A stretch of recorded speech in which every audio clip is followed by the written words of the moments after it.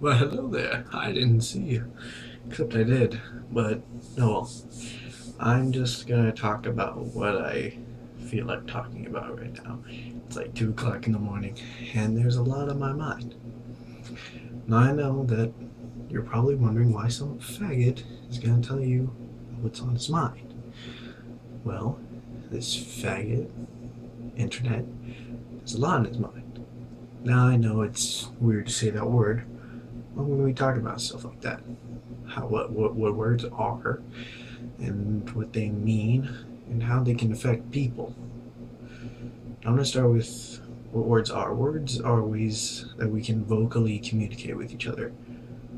Simple as that. It's just a message. And now people can understand, so they can't, because there's different languages, different codes. And if you don't know the code, you can't crack it. You can't crack the message. You can't intercept it. You can't understand. But if you do, it means something to you. Because if not, it's just gibberish. And then again, there's a lot more to a message than just the language. There's the tone that they use with you, their body language is most of it. Such as if someone were slouching, you wouldn't feel like they care much when they're talking to you. But if someone were to talk to you all perked up, it shows that they really care because they're putting effort into what they say. If they use their hands a lot, that means they're trying to get the point across very well. Like, as much as you can get. Now, that was pretty bad, but I tried. And words don't do anything unless they mean something to you. Now, words mean anything to anyone, and if it could, and people don't realize that. People always think that a word only means what they intend for it to do, like actions as well. Such as when someone makes a joke, just like standing in front of the other person in their way, like, no, you can't get past here. And then you're like, I just want to go. And they're like, gosh, it's just a joke. But, sure, it was a joke. I just didn't find it funny. There's a difference between being uptight and just not finding things funny. Like, that's just rude. Like, you can be rude and make it a joke, but you don't stay there until they're just like, get out of my way. It's, you do it and then you leave, because that's just, you're not being rude that way. You at least apologize. You don't just go like, God, you don't have to take things too seriously. It's all about like how they get things. It's not like getting people to go to your version of reasoning, but instead someone who is very kind usually moves around for other people. That's kind of a pushover, but there's a difference between being a pushover and being nice and not rude by considering how someone may feel about what you're about to do. Like, there's a frat guy and an old lady.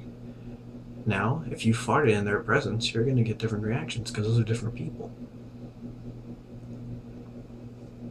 Now, what if you thought the old lady thought was going to be funny because you did in good humor? Sure, she may laugh, but when it stinks, she's going to be like, that smells. Unless she's a kick-ass grandma, then she's awesome.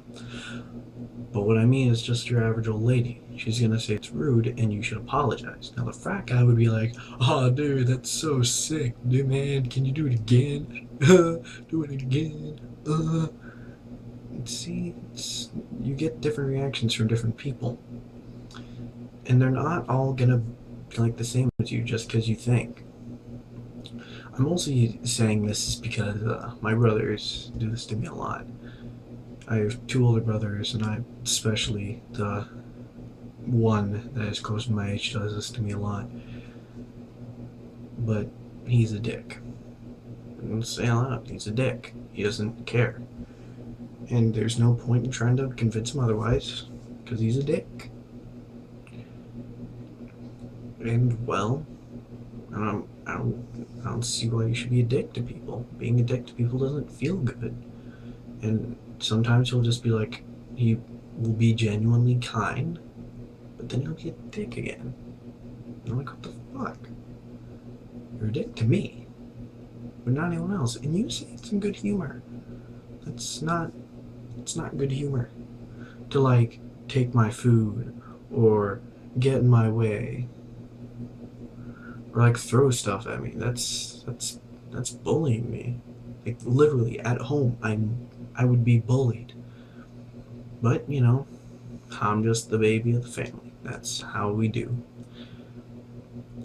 And if he ever sees this, he's gonna be like, "What the hell?" You know that I do it all out of good humor, and you need to stop being so serious. And so would my other brother, but I need to tell you people, like, if I recorded what they did, it'd be like, what the hell? And and I should get used to it? Hell no, I'm not getting used to something that I'm uncomfortable with, especially at my own home. Or as my brother would say, "Oh, that's entitlement. You don't own that home. It's not your home." Well, I live there. It's my home. It's not my house. It's my home.